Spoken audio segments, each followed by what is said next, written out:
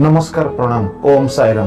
आपण मन को पुनि थरे स्वागत आपणकर प्रिय चैनल साई किशुन साई परिवार को।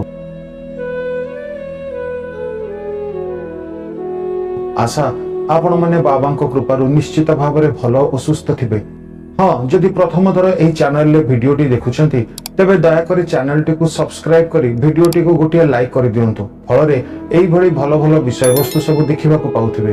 ताहले आसंतु सुनिबा आज बाबा हमकु केउ संदेश देउछंती। ओम साईराम।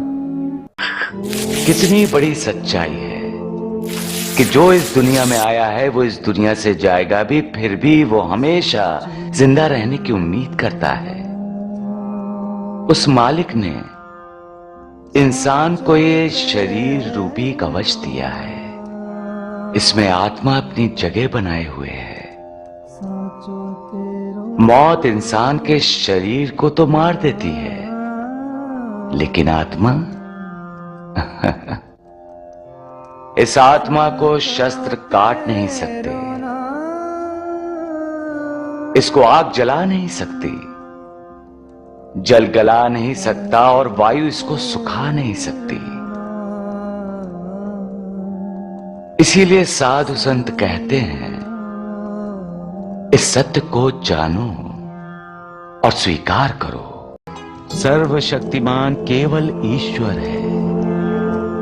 उसे चुनौती देने का दुस्साहस करने वाले मूर्ख, अज्ञानी और अहंकारी होते हैं। दुनिया को बनाने वाला, इंसान को बनाने वाला वो ही ईश्वर है। और जो कुछ भी होता है वो ऊपर वाले की प्रेरणा से ही होता है।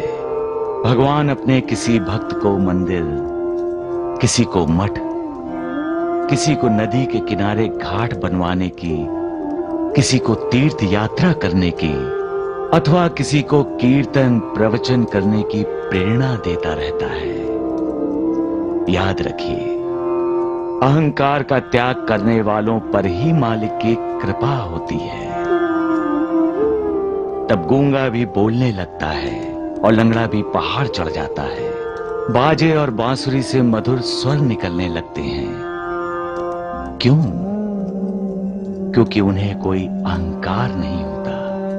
इंसान भी बाजे और बांसुरी की तरह है। जब उस पर ईश्वर की कृपा होगी तभी वो मधुर स्वर दे सकेगा, तभी वो कोई बड़ा काम कर सकता है। बाबा, फिर वो ईश्वर को चुनौती देने का दुस्साहस क्यों करते हैं? उसके पीछे भी मालिक की प्रेरणा होगी। ईश्वर उसका अहंकार नष्ट करना चाहता होगा। जो मेरे चरित्र और कार्य का श्रद्धा पूर्वक गायन करेगा उसकी मैं हर प्रकार से सहायता करूंगा। जो भक्त हृदय और प्राणों से मुझे चाहते हैं, मेरी लीलाओं का कीर्तन करते हैं, उन्हें सुख और संतोष की प्राप्ति होती है। जो प्रेम पूर्वक मेरा नाम स्मरण करता है तो मैं उसकी सारी इच्छाएं पूर्ण कर देता हूं। मैं अपने भक्तों को वैराग्य की शिक्षा देता हूं और दक्षिणा लेकर त्याग की। दक्षिणा लेकर मैं अपने भक्तों के भोग अपनी झोली में लेकर खुद भोगता हूं। उदी द्वारा मैं ये संकेत देता हूं कि जो कुछ भी है उसका है, जिसे हम मालिक कहते हैं। लेकिन हम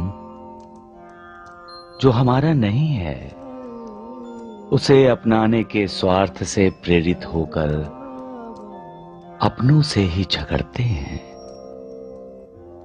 क्यों? क्यों हम अपने पापों की राशि बढ़ाते हैं? क्यों? संतों की कृपा दृष्टि लो। उदी को अपने मस्तक पर धारण करो, इसे तीर्थ बनाकर पी जाओ। इसके आध्यात्मिक प्रभाव से स्वास्थ्य समृद्धि का लाभ होगा और चिंता से मुक्ति मिलेगी। सबका मालिक एक है।